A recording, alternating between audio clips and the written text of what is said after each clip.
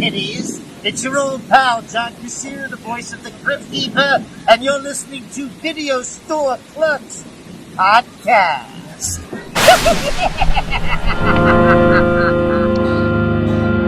Welcome to the store.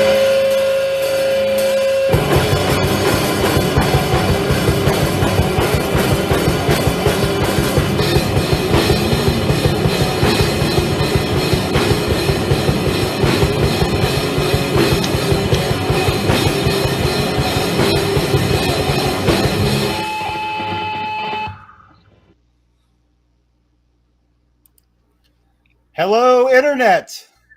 Hello. It's Tuesday night. So for now on, what that means is it's time for the Video Store Clerks Podcast. We are back with you this evening. We are your clerks tonight. I'm Dave. Chapman.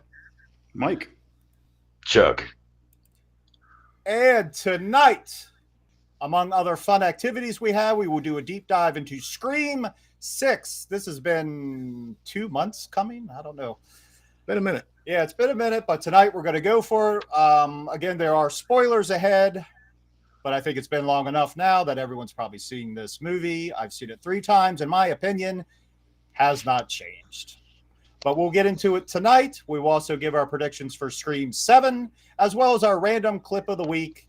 And these beautiful talking heads will be with you for the next hour or two. So buckle up, because we're going to start the show, as we always do, with the news! It's the fucking news. Fuck yes. I love the news! I'm so pale. You're on it. Today's snow is crippling much of the water.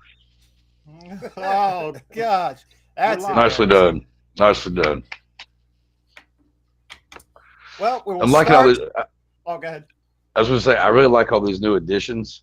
That was kind of a shock with the beginning of that. That was cool.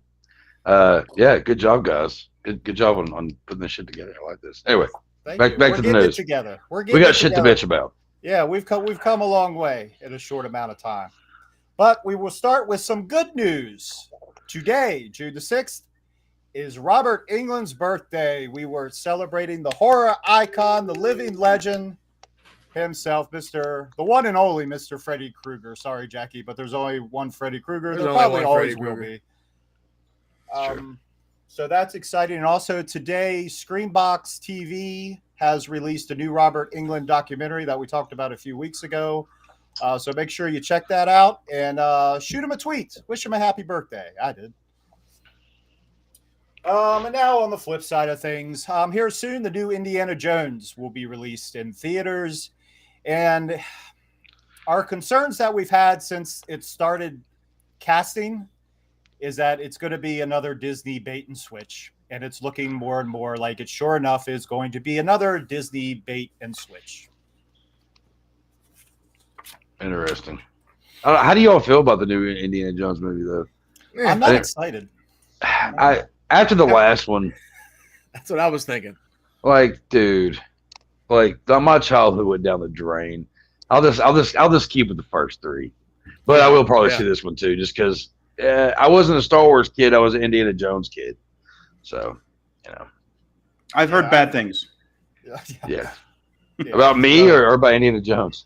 about Indiana Jones. They premiered it out in Cannes, and bad reviews. But they gave a standing ovation for Harrison Ford because it's the last Indiana Jones film he'll be doing. So he got an ovation, but the film not so much. He's never sucked. It's never been him that sucked. He's always kicked ass, man. But the story plot always just like here lately just kind of seems off. Yeah, so that's unfortunate. Very In unfortunate. other news, fans of the Supernatural spinoff, The Winchesters, it's dead. And any hopes that it would be picked up from a streaming service have been dashed forever. Well, ain't that some shit? I don't really care, but I forgot all about it, to be honest with you. I couldn't. It's been a while. Supernatural. Not a bad show. Yeah, my kid, she always really enjoyed it. She was kind of obsessed to the point where she got banned from watching it for a while. She would get so upset when like somebody died. I'm like, well, she'd come running into the room. Me and my ex-girlfriend were laying there watching a movie, and she'd come in just like crying, and we're like, what's wrong? Like just freaking the fuck out. And she'd be like, some archangel guy, Michael or whatever his name was on there, like I can't remember, Argyle, I don't know the fucking names, like died, and just like, man, that show just was so fucking popular with so many fucking people, and I just missed it like by this much. By this much. By this much. In other news, and I'm just going to state right now that this can't be true. It can't be. Hulk Hogan. Even non-wrestling fans knew of the Hulkster. Yes, I'm talking about the one and only Hulk Hogan. Rumors are amiss that he will be making a comeback, and he will have his last match at WrestleMania 40 next year against Shane McMahon. That ain't gonna happen. I don't think so neither, but there you go. You know what to do with that one. That'd be hilarious, but it's not needed. True. It's not needed. What kind of good is that gonna do? I've seen Hogan down at his beach shop in the last year or two, and the guy was walking around with a cane, like legit. Mm-hmm. And I mean, how many back surgeries, hip surgeries, knee replacements has he had? Yeah, there's. You know, I don't think he has anything left to prove either. Yeah, it wouldn't be worth it at all. Him and Macho Man were always like similar mindsets, and so to me, it's almost kind of like remember Macho Man said he was going to make his big comeback. Yeah, it never happened. That was years ago. But I'm saying like I could see like Hulk being like, oh, I'm going to get in shape and I'm going to come back, you know, like that kind of whole shit. But like that's just, man. Yeah, Randy Savage was still in decent shape. If you remember, he was jacked. That's what that's what I'm saying though. If you look at Spider-Man, whenever he's in Spider-Man as Bonesaw, he looks great, you know. But like Hogan's now, even if he goes in there and Shane, you know, just bumps for him, and Hogan doesn't really have to do anything, he can't do a leg drop. I mean, even if he feels good, if he does a leg drop and gets crippled right there on the spot, what are you going to do? You know that. You know, it's not worth it. That sounds like a bad idea. I, for one, don't want to go to Philly and watch Hogan wrestle at WrestleMania again. Yeah, like I said, he's got nothing more to prove. I'd say just let it go, Holster. Moving on, in Marvel Cinematic news, the Captain America sequel, Captain America 4, has been given a new title. It was formerly Captain America New World Order. It will now be called Captain America Brave New World. I'm not kidding. There you go. Is the theme song going to be Maiden's A Brave New World? Yeah, wasn't there a song like that? That's what I was thinking too. I think it's a whole new world. Hey guys, I don't like this. I don't like how I look on the thing here, so I'm just going to cover my face up. I don't like it. I hate this angle. I hate it so much. Like I'm not kidding. Hold on a second. I hate looking at myself like. Don't like it. Man. I thought it was a segue where you were going to be like, oh, Captain America New World Order is going to star Hulk Hogan as the leader of the New World Order. There we go. Seth Rollins is supposed to be in it. What it's supposed to be about the Serpent Society, so we'll see. In other Marvel news, Chuck, I think I'm going to pass this one on to you because I've ranted enough about this in the chat. About this is in the realm of comics now. About the Punisher. News broke. Was it just today that came out? I think so. Okay. Well, a buddy of mine said. Well, so apparently the Punisher is no more. They're killing him off, and from the article that I read, I also feel like an idiot with this on. Jesus Christ. I can't win. Fuck it. I need a cigarette anyway. So they apparently they have the wife come back and she tells him that she what devokes or whatever the fuck, like everything that he did in her name, denounces everything. denounces everything that he did in her honor and all that shit, and then like he goes, where was it? He goes? They banished him to. Weird World. The Avengers imprisoned him at first, and as they were trying to find what to do with him, the villain cast a spell on him that vanquished him to another dimension, and the dimension is called, and I'm not kidding, it's called Weird World. Like, why? Such a weird choice. Well, I'm yeah. Well, here's my thing though. Is like I think it's so fucking shitty. They're doing like one of my personal favorite comic books. No justice at all. This is Halloween Ends all over again for me. Like, you're doing my boy wrong over here. Like, the guy, I mean, honestly, in my personal opinion, the character of Frank Castle. Hold on. I can't win. I'm telling you, it's just not happening for me at this moment in time. Fucking stupid ass electronics. Anyway, god damn, where was I? Oh yeah. So I think personally that it's really crappy because I think the world needs more Frank Castles. Taking out, people taking out the trash. A lot of people don't fucking do it. Like authorities. And I always loved the idea of a vigilante like him, who's not superpowered. He doesn't have. It's just a man that's taking revenge, avenging something, and taking out the trash. You know what I mean? Getting rid of the bad guys. And I think it's really shitty that they're doing this to his character, and also the fact that it has to do with another reason, one of the reasons why they're getting rid of the Punisher is the fact of his logo, the skull, has been used for some of these stupid ass groups that popped up, a few years ago. And it's like, man, who gives a fuck? Okay, that's not the comic book's fault. All right, that's a dumbass, fucking, you can't. I hate it. I think it's so stupid. Like, why are they going to end it like that? It's just horrible. Like, yeah. I haven't kept up with the comic book, to be honest, in a while.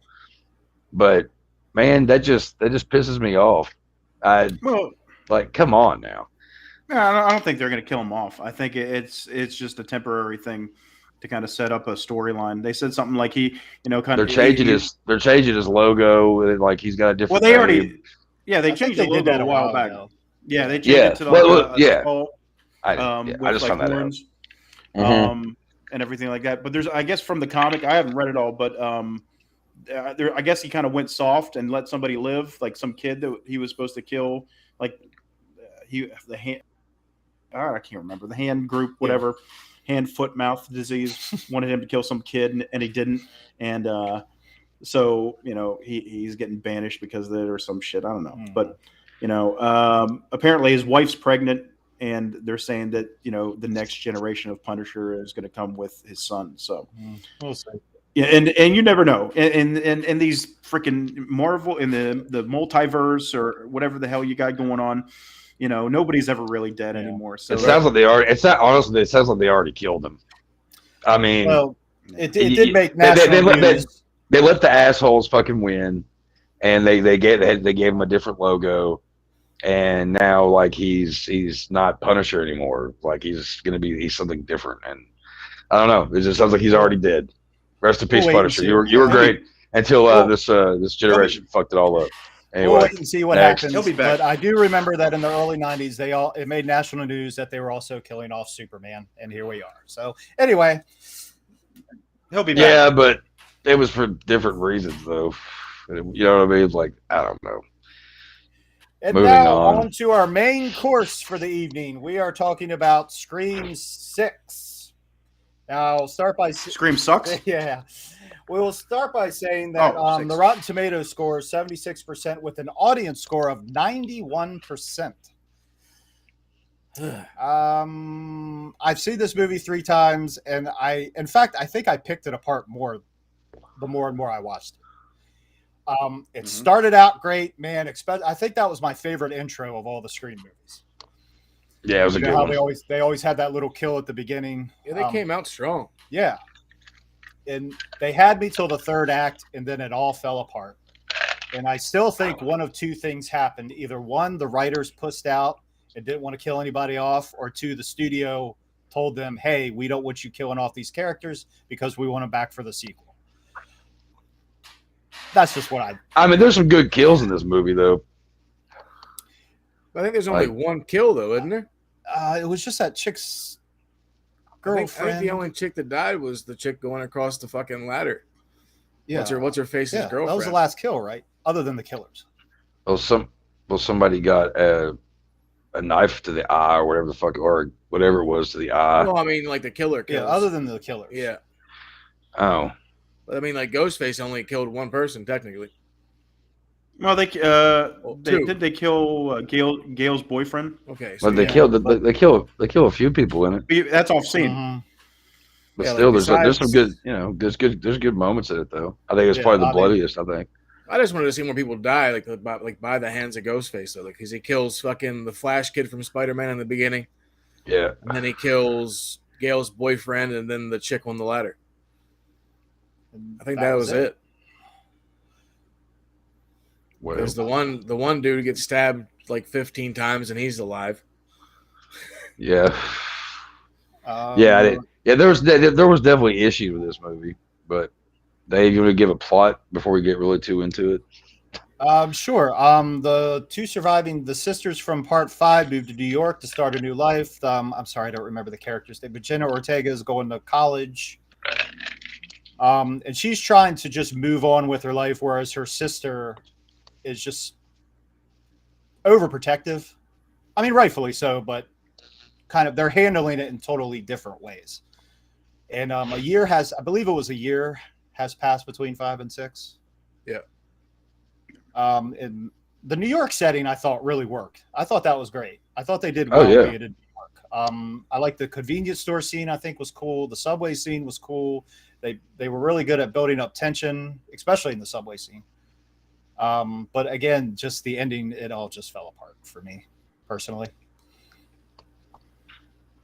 Well, first off, I mean, we all like the original, right? Yeah. Okay, we all agree that that's the best one. There's none that's better than that one.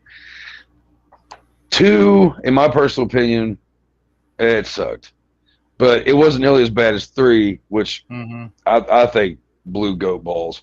4 was good. I liked 4 a lot. 5, I actually liked 5, but after I watched it a couple of times, there were some things where I was like, I like seeing this and this not happen, whatever. And this one, excuse me, I really enjoyed. I thought it was a good story, and I thought it was pretty gruesome for the most part. It's pretty brutal. Stabbing is a pretty, I don't know, fun way to watch people die, and they do it pretty nicely in this one. Yeah, I like the aggressive Ghostface. I do too. I didn't have a problem with that. No. Does anybody even get stabbed to death? The girl at the beginning. Except the girl at the beginning? I would like to get a stab count of how many times somebody was stabbed in this film, like altogether, all the characters. And it's been a minute since I watched it, so I'm just trying to think. I could have swore there was more than just that. Well, like I said, again, the kid there's a lot of blood towards the end was stabbed by 2 Ghostface killers. All the psychiatrists. Yep. Thank you, Ashley. Yeah, you're right. The psychiatrist. Well, my theory of this thanks, only Ash. 2 people die are debunked. I forgot about the store clerk too. Yeah, the store clerk. The store clerk and the customer. That scene was dope. I ain't gonna lie. The store clerk scene? Yeah. Yeah, dude, that was wicked. And the shotgun, that whole thing, like you don't see it really. Like I don't know, that shot right there where the guy where he knocks him to the thing and he just puts the shotgun up and just blasts him. Like I don't know, there was something that was just kind of perfect about that because it was like my imagination went a little bit more than what it could have showed me, maybe I guess. And I splat, it was good. Yeah, that scene wasn't bad. What kid were you talking about that gets stabbed at the end? Jenna Ortega's boyfriend. Chad. Oh, but he doesn't die. No. Right. That's my point. He got stabbed 15 times by 2 Ghostface, and he was laying on the floor for who knows how long. Well, that was my argument because Mindy gets stabbed, he gets stabbed, Kirby yeah. Kirby everybody got shot in the chest 3 times and then got stabbed, and she still made it multiple times. So, I don't know. That's why I feel like the studio cut the writers' nuts off by saying you can't kill any of these characters off. Like that's my biggest beef about the whole movie, though, is like the people that got stabbed or should have been dead, fucking all of them was like they all survived. Yeah. Like you gotta kill somebody. Like even fucking Gail survived. Oh yeah. And Gail got stabbed twice, 2 or 3 times. She got stabbed 3 times. 3 times. And like deep, like he twisted the knife and like he got all 6 inches in her. And did she even need to be in the movie? I kind of no. No. I would have rather seen her die in the 5th one and seen Dewey be in this one. Same.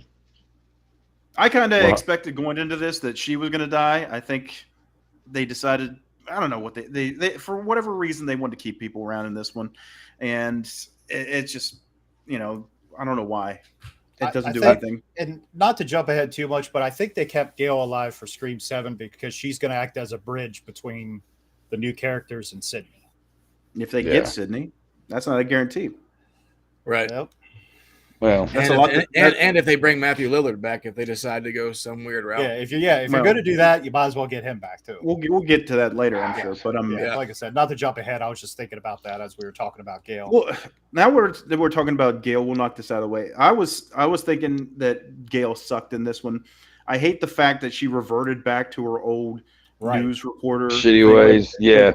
Yeah. Mm-hmm. And the thing that really ticked me off was like she shows up and she's like, "Oh, Gail Weathers, channel whatever news." I would have really liked if they were going to do that and go that route with her, that she should have showed up and been like, "Hey, it's Gail Riley, channel whatever news," and it's something kind of more in this film, some kind of tribute to Dewey, because there was nothing. It's like, "Oh, Dewey's dead, and I'm just going to go back to being a news reporter. No big deal," Right? It's just kind of like. Nah, do the guy right, but they didn't. So I wasn't feeling Gail in this film at all. Especially when we get to the scene where she's in the apartment and she's got the gun and she's in that room. Like she's got the advantage. She already knows that her boyfriend or whatever that guy was is dead or whatever. Like, why would you leave that room? Leave the room. Exactly. Just stay there. Right. So a lot of logic plot holes in my mind in this film. And that's, like you said, Dave, the more I watch it, the more I hate it because I started to notice more and more about it. Before we came on here tonight, and me and him were both like, fuck. Hold on a second. So Ashley that keeps popping up. I actually watched 6 with her. And Whitman and her kids. And they had seen it before I had. Or Whitman had, me and him had. My biggest issue with this movie is we all could have kind of guessed. Like, I mean, I did pretty much guess that the 3 people that were involved at the end, I guessed that they had something to do with it. I was a little shocked with how things kind of turned out a little bit, but it's just like, oh, okay, got it. It's the weirdest fucking franchise. It's such a weird franchise. The fact that like it's not the same person every movie. There is no ghost face. It's just a face, and it's a revenge or somebody doing this, and it's this person's family and that person's and it's like, oh my god, fucking stop. Which I'm glad. I as much as I appreciate the Scream franchise because I do, I also can appreciate they just fuck off. And I'm glad they're just going to do that. Because they should have fucked off a long time ago. Scream could have been a standalone movie, but it did grow bigger as it's gotten on, especially with 4 and 5 and 6. It's got a whole new fan base that's blown it up even more. So I appreciate it, but there is a time to stop. If the glove don't fit, no, I'm just kidding. It's time to quit. Or whatever the fuck he says. But I don't know. Watching this, I enjoyed it. I liked it. I didn't hate it. I have only seen it once, but I enjoyed it. But I did have some issues when it came down to just the same old shit and just It wasn't really that original, but there were some cool parts in it that I liked. I liked the fact that it was in New York, but Mm-hmm. I don't know. I guess I just some things just got to stop. Yeah, You'll grow to hate it. You'll grow to hate it. I'm not going to watch it again. I mean, I still say out of the three, the last three, 4, 5, and 6, I think 4 is probably my favorite out of those 3. Mm-hmm. That's what I was going to say. yeah. Like, 100%. if you did like 2 trilogies side by side with the first 3 and then like the last 3, they would go in order as the original trilogy. Yeah. 1 and 4 are my favorites. But it's like you said though, like they keep finding killers related to the different shit. Like at some point, like you can tell, like in this movie, how far they were grasping for straws to fucking like some kind of fucked up connection. How many psychopathic fucking killers do you have in your family bloodline? Yeah.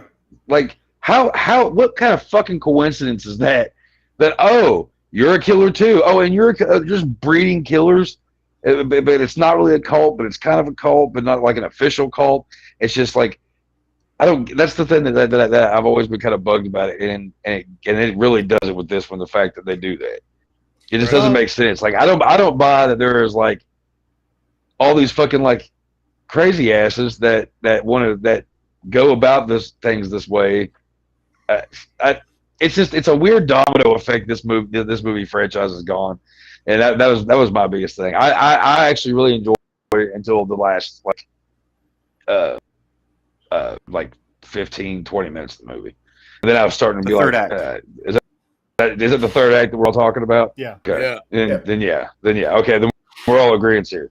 That whole shit was like a clusterfuck. Like everybody was getting stabbed and shot, but then like 2 seconds later they're running around like they're fucking fine. Yeah. And I think I still hate it though. Because like they had me up until the end, and that's what kind of like I guess frustrated me so much, because it was just like, oh, you had it. What the fuck happened? That's I don't know. What was I gonna say? Oh yeah, because like that whole thing that you were saying, Chuck. At what point do some authority figures pick up on this and say, hey, maybe we should keep an eye on these fuckers, because wherever they go, people seem to get killed. Right. I don't know. Maybe I don't know. Like when we were watching it tonight, I was like, is it me? Am I overthinking this? Am I just like in a mood? I don't know, but I guess not, because we're all in agreement. No, because like I said, the more you watch it and the more you analyze it, you realize that like nothing makes sense at all. Like in the beginning, let's start with the beginning. All right, you got the 2 kids that are trying to be. They're trying. I think they said they're trying to finish Richie's movie. Yeah, because they were friends with Richie. So their plan is to kill Sam and Tara. And somehow somebody else has figured out their plan, unbeknownst to them or anything else. I don't know how you would even figure out that 2 random dudes are planning a murder spree, but somehow they did. All right. So obviously they have to have some kind of access to digital technology or something, to figure out. I don't even know why. Okay, you say, okay, it's got to be a cop or somebody. Okay, but why would the cop even look at them for anything? Right. All right. So that makes no sense whatsoever. And on top of that, if you are, Detective Bailey, if you're looking at it from his perspective, and he's like, yeah, me and my children are going to avenge my other child's death by killing these 2 women. Why, if you figure out there's 2 other dudes out there that are planning to do the same exact thing, you have just found your perfect alibi. He tries to say later on that there's some perfect alibi about they're going to kill Sam and Tara, and then when people find their mutilated bodies, they're going to blame it on some person who went online and thought that she was Ghostface because of all the rumors that were going around, and they decided to take justice in their own hands. So, and he tried to say that was the perfect alibi. Like, no, you killed your perfect alibi. Those guys were going to kill them. Like, you could have just followed them and let them do all the work, and then showed up at the end and killed Sam and Tara like you wanted to. And you have your 2 fall guys right here that, I'm a cop. I'll show up and shoot both of you. All the evidence leads back to them. Right. That was your perfect alibi, and you killed it for no reason. Yeah. So now that you mention it, why did he? Right out the gate. I don't know. to set the wheel in motion. I don't know. Yeah, that is rather strange. I mean, I would have rather had the Flash kid and the other guy be the killers from the jump, because that'd be the first time you ever see the killers from the jump and know who they are the whole time. Like, that to me would have been better.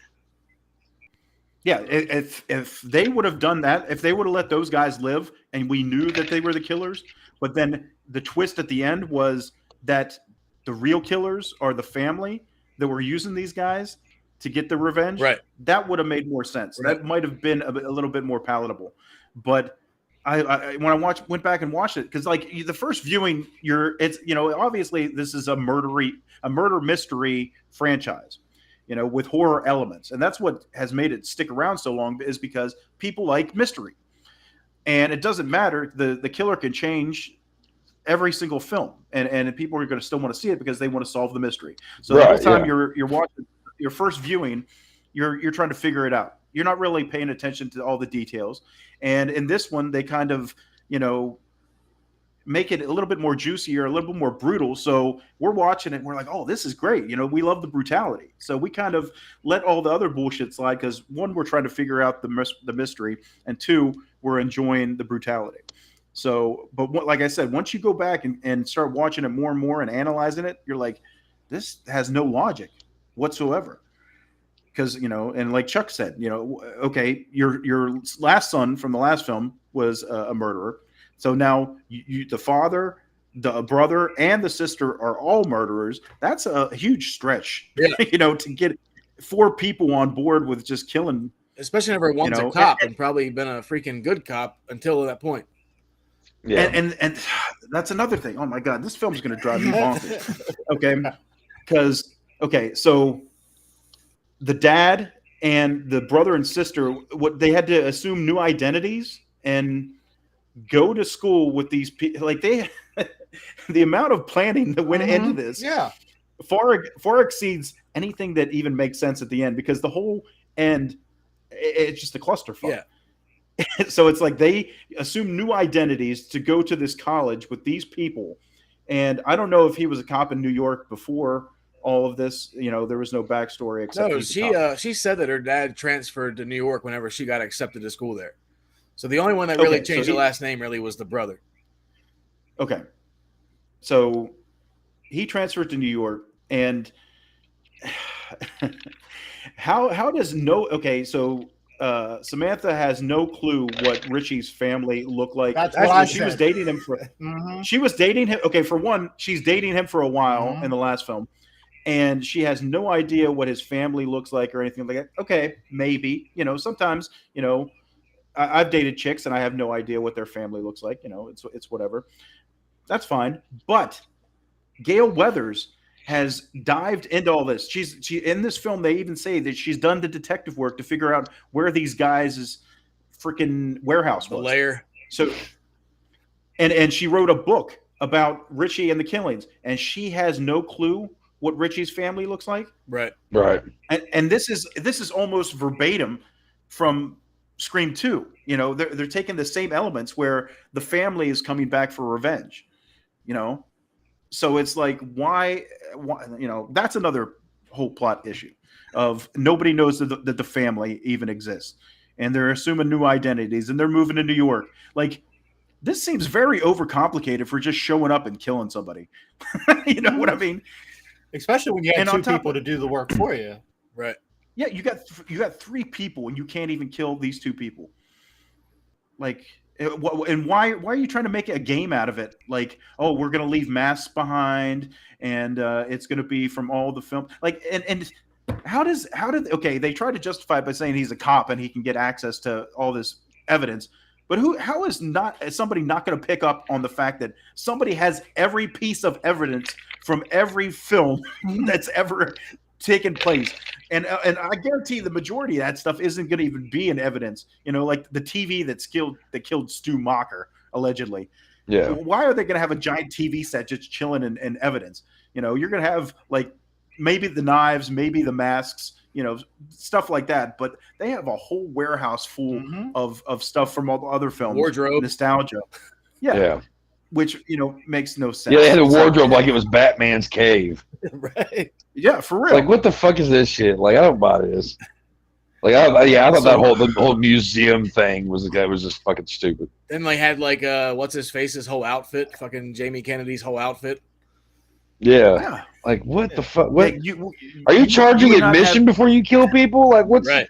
Like, it would take more than a year to get all that shit in that whole warehouse set up anyway. Yeah. Wait a minute. Now that you mention it, which outfit did they have of Jamie Kennedy's? Because I don't remember off the top of my head. I think it was the one he was killed in. Was it? Okay. I was going to say, if they had his outfit from the first one, he didn't die, so why would they steal his clothes? Right. I think it was the ones from part two. It's just no other cop or detective, wherever he was working, whether it's New York or wherever, was it like, who keeps signing this shit out? Or yeah, here's Sydney's bra from the first movie. Just hang. So that's a whole other issue that they haven't realized that. Oh, somebody has taken every single piece of evidence from all these murders. That's not a red flag at all. Right. Yeah. Or that the fact that all this stuff's going on and Richie's father has transferred in and he's the lead detective on the case. Yeah. Like the police station doesn't realize that this guy is the father of the person that got killed. Like, what kind of police station is it? Is it the police department from Dexter in Miami that couldn't solve a murder to save their ass? Apparently, because nobody knows what the fuck's going on. They don't know this guy jack shit. That's what I told Dave too. He'd have a partner as well. Like, I don't give a fuck. And why is no other cop showing up? All these murders are going on, and it's just, you go handle it. No big deal.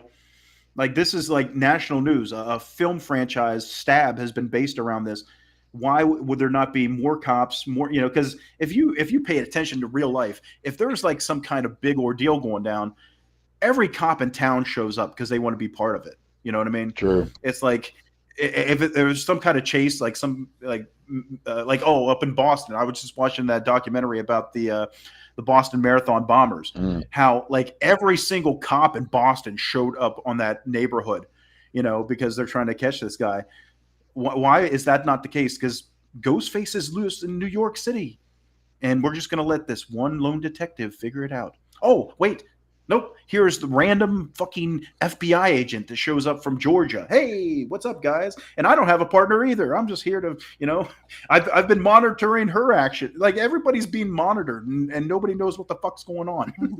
I'm like, what? Why does this? And hey, it's Kirby. I'm alive, guys. And guess what? I'm an FBI agent. Nobody knows Kirby's an FBI agent. They didn't figure. How do they not know any of this? Yeah, I thought that was kind of stupid.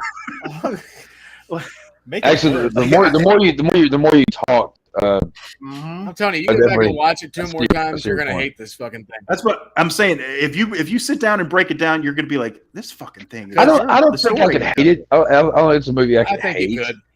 Like it's gonna because be like closer to the corn for you. They've tricked you.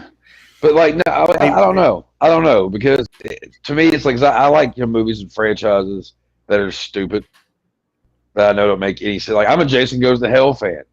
Make a lick of fucking sense, but I love that fucking movie. I do too. And I could almost throw that in there with this. The fact that it's like, okay, some shit doesn't really make a lot of sense, but I have fun watching it. I've defended Jason Takes Manhattan and Jason X for years and years and years. So I know what you're saying. Real quick, because a minute ago I went on a tangent here and I agree. I thought that was a cool image. That. Oh yeah. Her and her daughter were both loving that scene. But fuck, there was a point I was gonna fucking make. And it left me again. Damn it. Oh, I know it was. Ashley said earlier. She said earlier that Brainback Stu, he's the GOAT. Like, yeah, he's cool, but how? Because everybody's wanting him to come back. I don't understand how are you going to make him come back? I already did the whole thing with fucking Skeet. Like, Skeet. Yeah. Well, I don't. I thought that I still wrestle with that one. I still think that was stupid, but I don't get. That's why do people want him back? Like, I know everybody loves him, but like, that's impossible. He was fucking smashed. I don't think you come back from that. Like, There ain't no coming back. There ain't no coming back. Even if. What movie? Anybody? Crow. Thank you. Okay, I thought you all got it. All right, just making sure. Even if you say, okay, Stu survived the TV, and what we're doing like a Michael Myers body swap or something, like the coroner shows up and it's his brother-in-law, and His they twin switch brother. out the bodies. Yeah. I swear to fuck, if they go that route, I'm done. No. Because I mean, that's the only way. Okay, so if you come up with some far-fetched reason that he's still alive, okay, we're gonna hate it, but okay. But now you have to explain why, for the last however many years, he has just been chilling wherever and hasn't decided to be a part of anything until now, and somehow he's going to be tied into these two characters that he's never met and that he doesn't care about, whether they live or die. Like, the only reason he would have to a motive to come back is to kill Sydney. And she's not even involved in the franchise at this point. So there's a huge leap of faith that you have to have with the audience. And I think everybody just likes the idea of Stu coming back. And I get it, but you're just going to have to jump the shark too many times there to really make it work. That's really grasping if they were to do that. Like, it to be the twin, though, that'd be fucking stupid. Like, come on, let's not be corny at the last movie. Like, which I think ending on 7 is just stupid anyway, but whatever. They should have just ended with this one. They should have just ended it all with this one. Or they go like a super weird route where they have fucking like Stu's in some kind of protective custody. He has a family and kids. Sydney finds out where. Well, Sydney finds out where he's at, and then she fucking stalks him as Ghostface. That'd be okay. Like, no, it'd be better than anything else they could do. I thought it actually like somehow he didn't die. His face is all fucked up, and like he lives in seclusion in some fucking witness Phantom of the Opera mask some on. shit. Yeah, or something like he lives in a tunnel, and he's living down there with Michael Myers and the other guy. Oh, that could be it. That's the tie in there, Winner.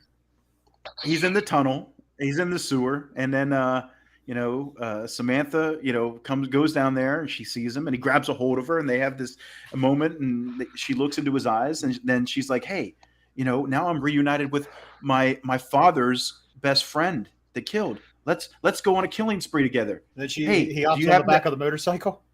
Yeah. Do you happen to have a motorcycle so we can go right off into the night and kill? So, I mean, okay. But that's a whole other thing. Now we're working on fan theories. Back to the second act. What are we talking about in the second act? The core four. The core four getting together. They're forming a bond between the four of them and everything like that. Whatever. And the girlfriend dies. Okay. Now Chuck was saying how he figured out. I figured it out in this film at the point when the Quinn girl allegedly dies, because whenever I was watching it, the thing that tipped me off was that she's okay. Me and Chad were talking about this before. Okay, she's in her bedroom and she's being attacked by Ghostface, and the four of them are out in the kitchen hanging out. Why are they going through the charade of attacking her in this room when nobody knows what's going on? Literally, the only reason they found out was because the guy across the way happened to see it. So if there's nobody across the way to see it and text them and say, hey, she's being attacked, what the fuck is the point?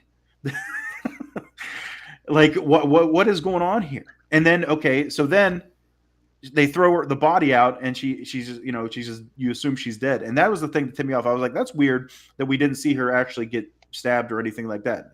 It gave me Billy Loomis vibes where, I think she's faking. And I also kind of felt like the detective was going to be the one in this one from the jump, because I kind of thought that way back in Scream 3 when Patrick Dempsey or whatever his name was. Yeah. I kind of felt like he was going to be tied into that somehow, and he never was. But the cop thing, I kind of figured that was going to be the case. Like we said before, to know that those two guys were going to be killing people or anything, you had to have some kind of access to something and the knowledge. So in the beginning, I thought it was going to be the girl and the cop. The surprise to me was the third one, that Ethan kid. I wasn't, that surprised me. I didn't really care because I didn't give a shit about that character at all. Right. See, I suspected him before the sister. Yeah, I didn't suspect the sister. The sister one threw me, but I suspected the kid. The only reason I did is because I was like, he's too much of a dork. It's him. True. Right. Well, that's what I thought about Richie in the last one. So, it's kind of funny about this franchise is it's gotten to be almost like Saw. Because Saw got to a certain point where, okay, well, who's doing it now? Right. That's good. Saw, I don't know. It's just like I can almost see like I can almost hear Saw music at the end. You can put the Saw music at the end when they're like uncovering mask and all of them. That that whole fucking shtick.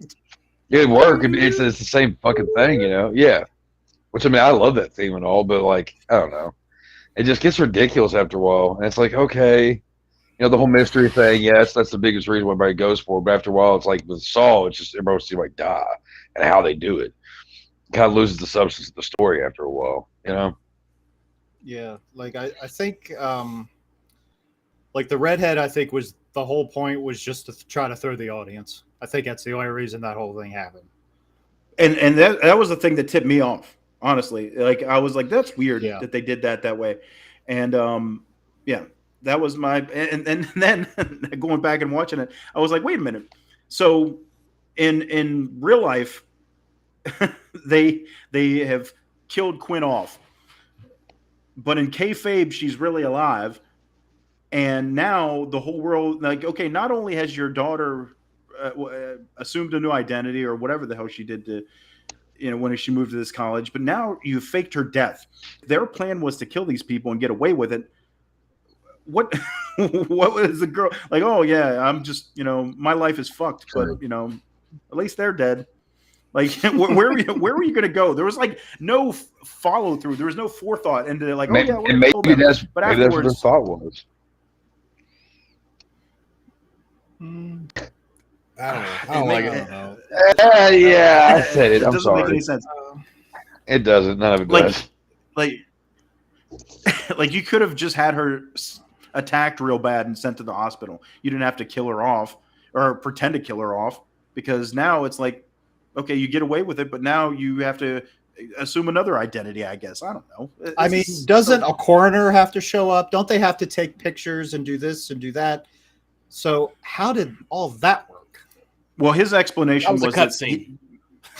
His explanation was he was a cop that arrived because he was the cop and his daughter. He arrived on the scene first, and he was able to switch out the bodies. Yeah, that's not how that works.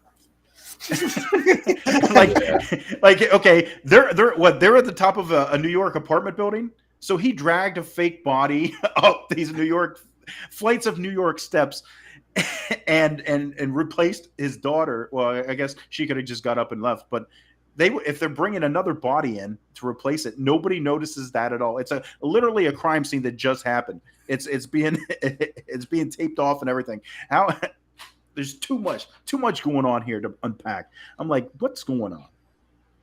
Yeah, like I've watched this movie 4 times, and I am so happy I won't ever have to fucking watch it again. Yeah, it is. It's one of those that the more, like the first time you watch it, you're like, okay, that was cool. It had its moments. It wasn't perfect, but it had its moments. And you watch it again, you're like, what the fuck? Then you watch it again, you're like, God damn it. So I don't know. I'd say maybe wait a few days, Chuck, and watch it again and see if you feel the same way. Well, now that you put it, Mike, I thought it was fun. I thought there was a lot of shit that didn't make sense. There was a couple of things that pissed me off, but none of them I can really hate. But make more points that I didn't think about, and I'm afraid that I might end up hating it now. So I don't know. And again, we'll see. You definitely got to watch it again. I had too much fun watching it. Yeah, I know that's kind of the policy, right? Watch it once, then watch it a second time. Give it, because I mean, look at Hellraiser. I watched that first time and I was like, oh yeah, and then I watched it the second time and I was like, no, fuck this movie, fuck this movie. So I don't know. I could go in and just be like, I don't know, man. It's just my movie kind of sucks. I don't know. I'll just do this thing. I'll go for it. If Sly Stallone was doing a review of Scream 6, what would it sound like?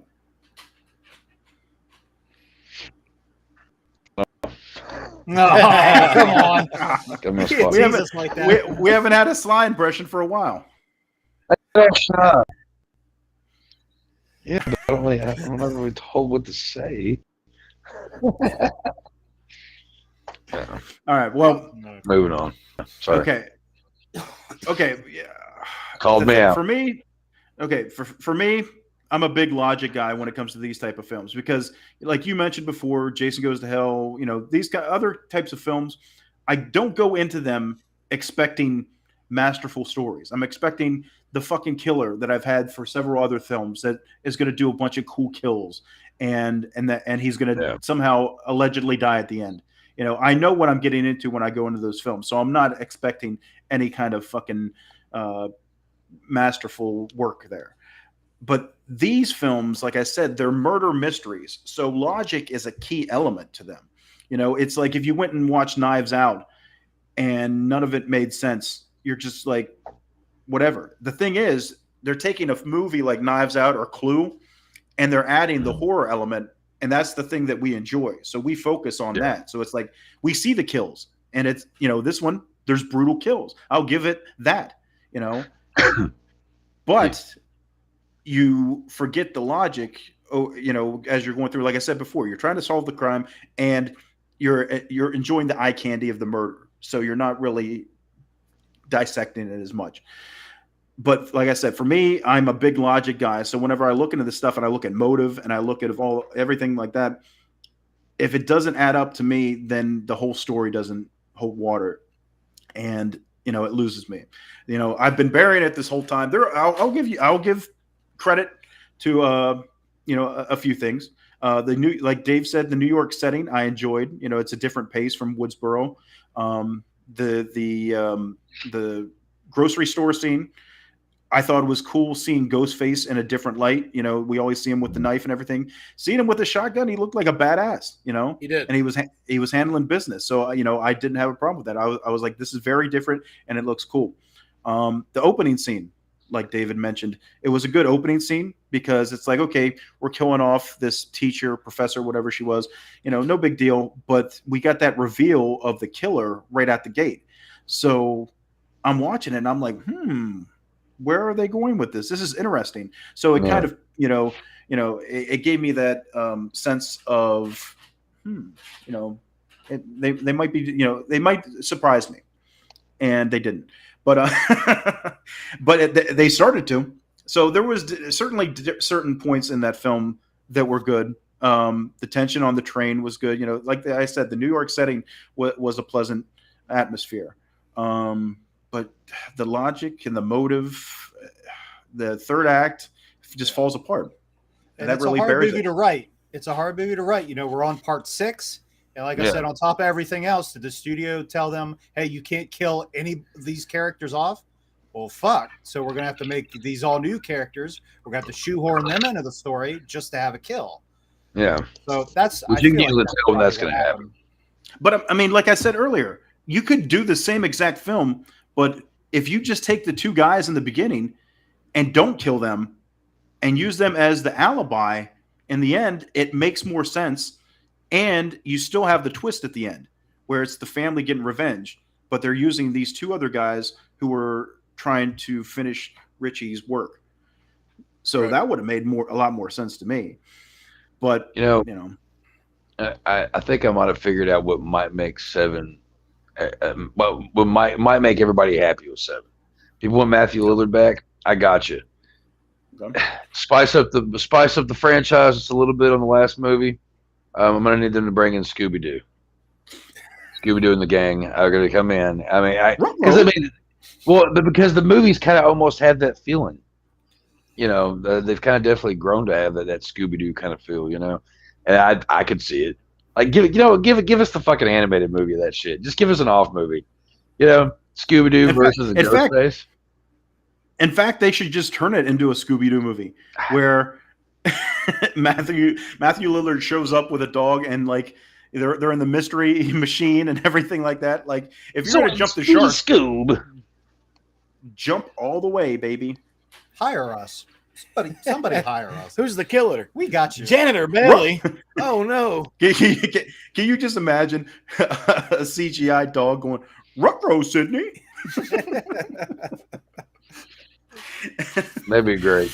I would love it. So, but it's hard. It's hard to write. I mean, like I said, you're on part 6. You got to have the whodunit element, so you got to think of ways to have cool kills and hide the killer's identity from the audience, all at the same time. And then the studio tells you, "Oh, you can't kill all these characters off. You have to make new ones." And it just, I think, it turns it into a clusterfuck. It was a clusterfuck. Yeah. What else? Is there anything else we're forgetting in this film?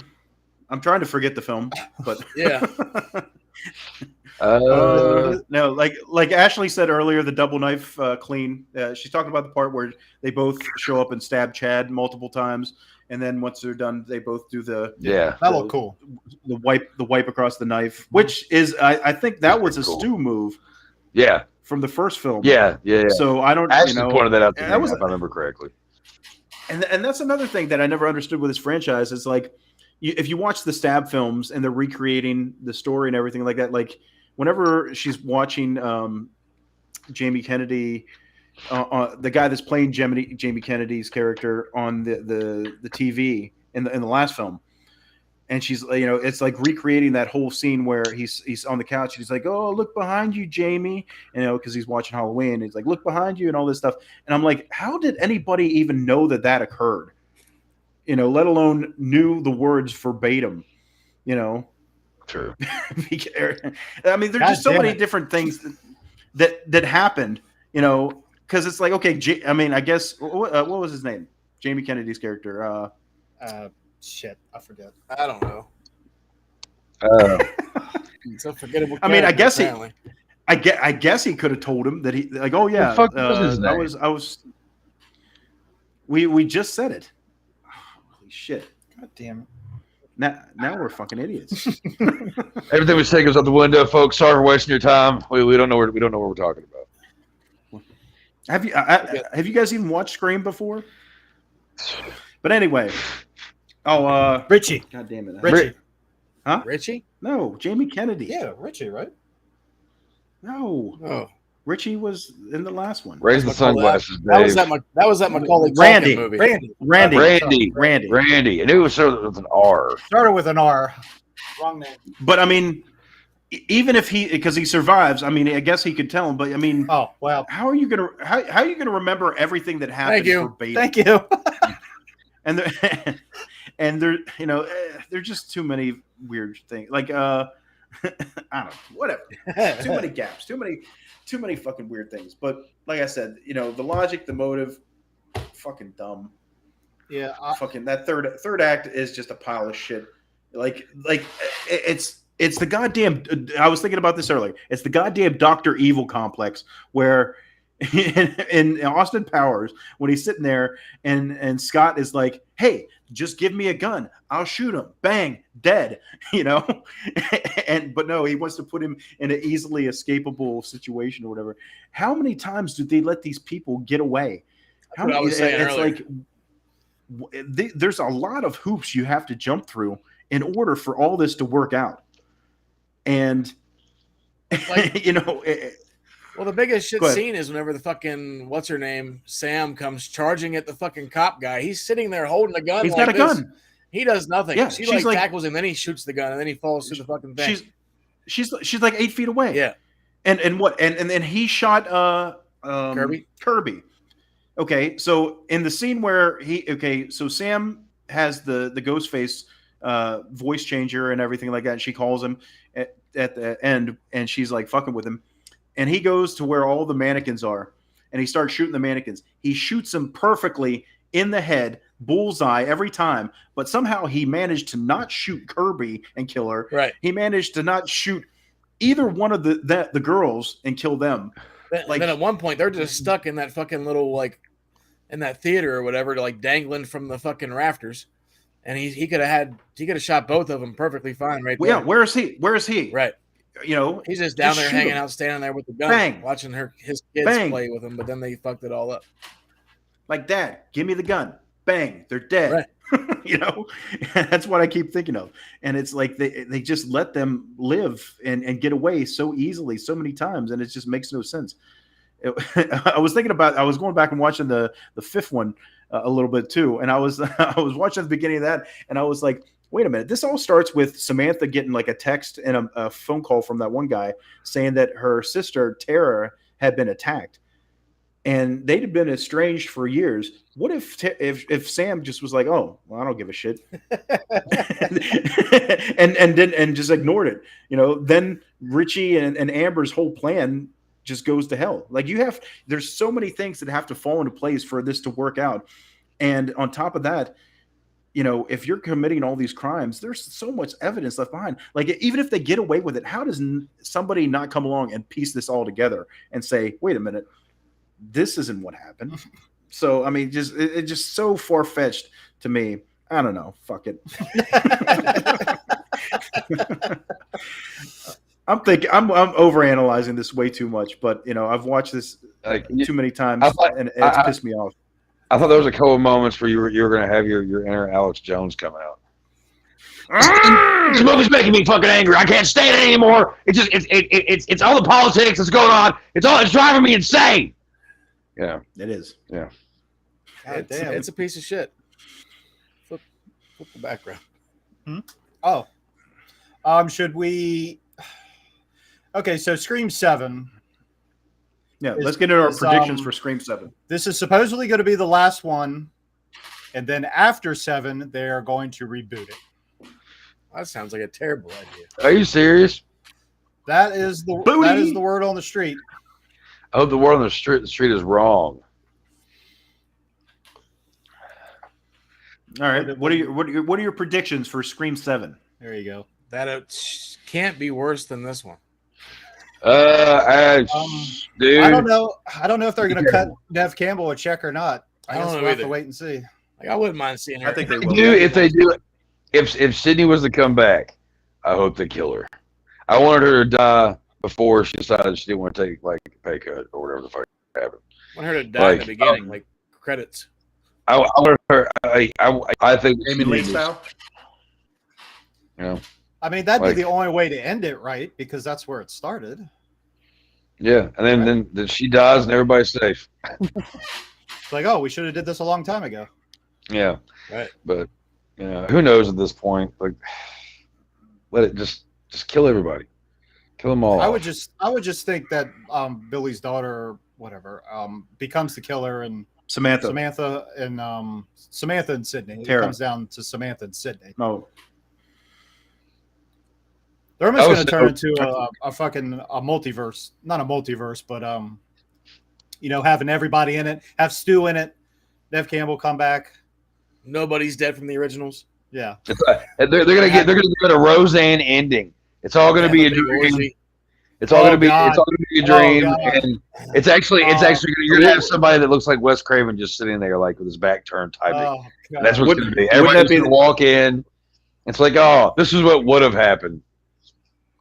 Wouldn't that be the coup de grace if it all ends with Nev Campbell wakes up in her bed and right when Billy's climbing in her window from the first film? Fuck it, I'm done. I quit everything. I quit life. Okay, so for 7, if they don't go the Stu Macher route, which I hope they don't, because like I said, it's too much of a jump. I think they will, and everybody's expecting it. So Scooby-Doo, it's not going to be Scooby-Doo. It's not going to be a surprise, even if they do it. So, what you're going to do it for the pop at the end? Yes. Oh yeah, Stu's back, and now he's dead. I don't know. Yeah, I think they could pull a fucking Ghostbusters ending, I guess, when it comes down to that. It's like, oh, you wait this whole movie, and there they are. Yeah, he's going to come back and save Sydney in the end. Yeah, Like, God. I don't know. I'm just spitballing here. No, that's probably what's going to fucking happen. Is some kind of stupid shit like it. What? Going back, I watched the end of Scream 1 as well while I was doing this because I'm trying to, I was trying to listen to different people's motives and everything like different that. Beatles. And it's funny because they act like Beatles. Like John Lennon. Huh? Say different Beatles. Different. It's how you said Beatles. Like, why are you listening to Paul McCartney? He doesn't know shit about these movies.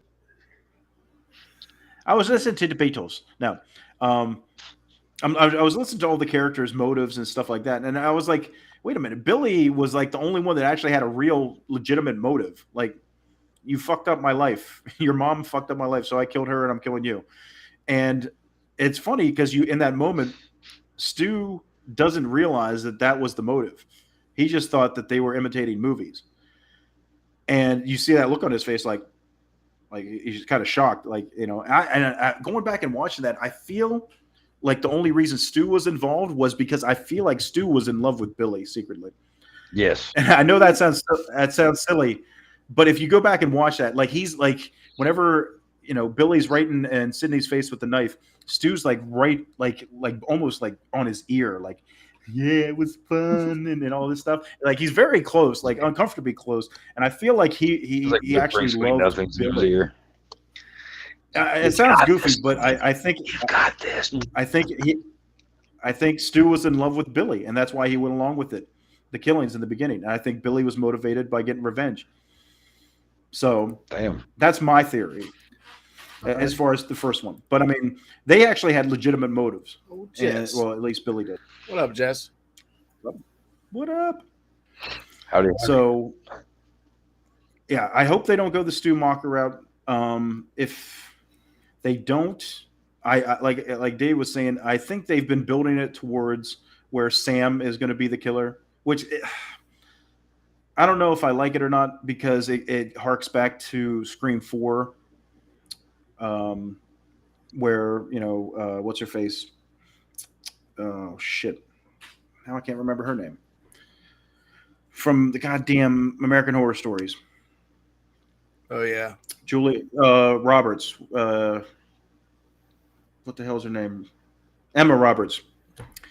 Emma Roberts is the killer in 4, and the whole time you think she's the hero, and then she ends up being the killer. And I think that's too much of a callback to those movies. But they've been building it towards it because it's like in the first one, you start to question her because she's seeing all the images of her dead dad, and now in this one, at the end when she dons the mask of her dad and the knife, and she just starts stabbing the detective like crazy. Like even her sister kind of looks at her like, whoa, And then you get that one shot at the very end where she looks down at the mask when they're outside, and she's looking at it, and there's like this pause, and then all of a sudden her sister's like, "Hey, are you coming?" And she's like, "Yeah." And then she just drops the mask and walks off. I feel like it's building towards that, to where she's going to have some kind of mental breakdown. I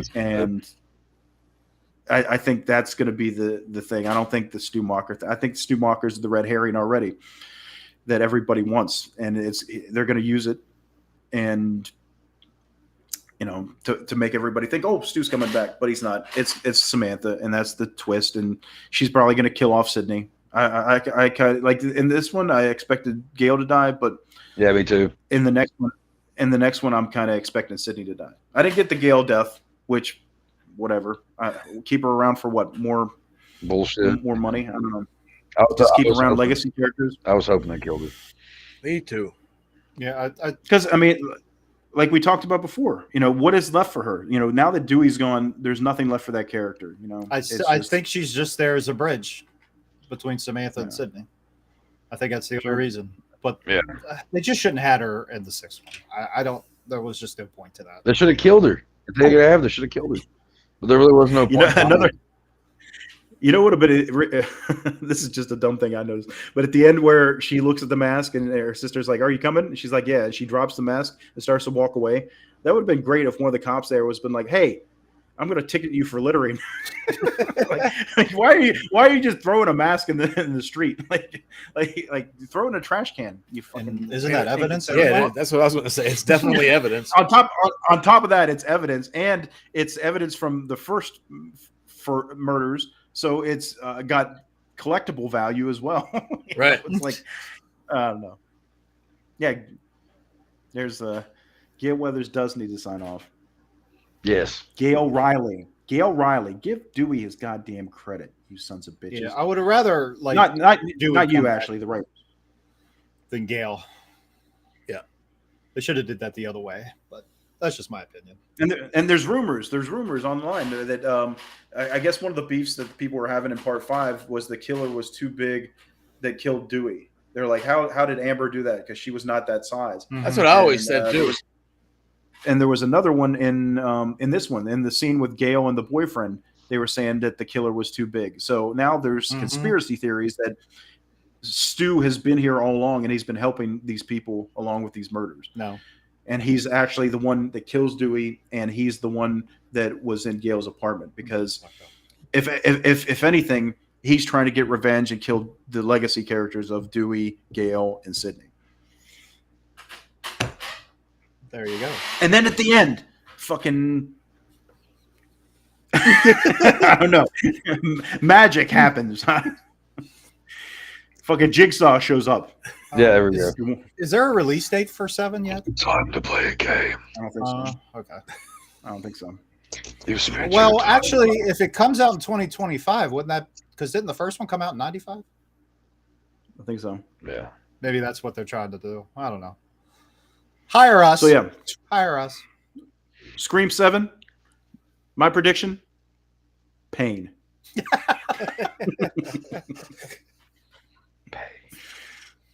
So that's it. Any final thoughts before we move on? I'm done. I'm done with it. Yeah, I'm done with this movie. I don't ever want to watch it again. I don't think. No. I feel like Chevy Chase in Christmas Vacation. Right. where he has that metal breakdown. Dang, fucking dang. All right. So, ladies and gentlemen, before we split for the evening, it is time for our random clip of the week, in which our random clip generator finds us a random clip from a random movie, and we just watch it and see what happens. Let's see what happens. Okay, wait. If you guys are really us, what number are we thinking of? 69, dudes!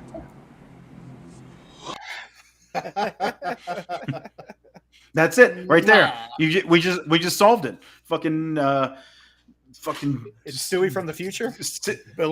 Stu and Billy from the future are going to show up in a goddamn telephone booth and kill Sydney, and Billy's going to reunite with his daughter. I'd watch that. Winning. That would be good, actually. Not really. Throw everything in the we figured it out. Billy and Stu's Excellent Adventure. Or Bogus Journey. There you go. Well, ladies and gentlemen, please don't forget we are moving to Tuesdays at 10 p.m. Eastern. So please Tuesday. We did join us. Yes, I know. I'm saying for now on, because we've been committed to Wednesday nights for over a year. So for a bit, they moved us. But before we go, does anybody else have anything going on in their lives they'd like to share with the internet? Sure. My band Bastard so enthused. Yeah, no. So my band Bastard Sons of Judas Goat. Check us out on YouTube, Facebook, Spotify, Bandcamp, all those fun places. My other podcasts, they're just audio podcasts, Graveyard Talk, which Whitman's on there sometimes. And Nasty Nation, which is on Anchor and Spotify. And also, I've got my first book out, which I've mentioned a couple of times. Hopefully, sooner than later. Still, it's getting proofread as we speak, so it'll be out soon, I'm being told. So, yeah. And then I've also got some short stories that I'm working on for an anthology that'll be out on the internet somewhere, and I'll get more into that later. That's it. That's it. The always busy Chuck Nasty. Yes, always busy, always cranking. He's always Oh cranking. yeah. And I believe the Louisville Gore Club is going to have a Stabathon series. Oh really? They had one back in January. So, I don't keep up much with them. No. They're okay. Yeah. They got some cool stuff on there, but I don't really keep up much with them too much, actually. I guess I probably should go check more of their shit out, but Take a stab.